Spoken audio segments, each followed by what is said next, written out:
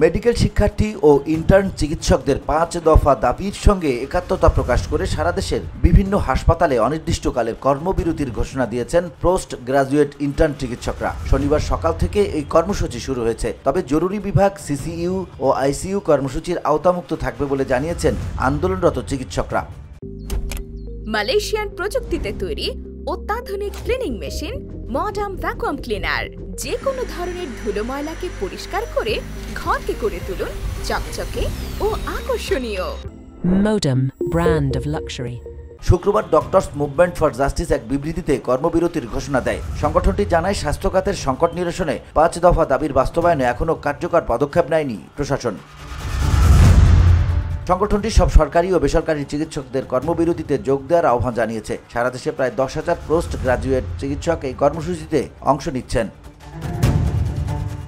BOD Bangla news desk.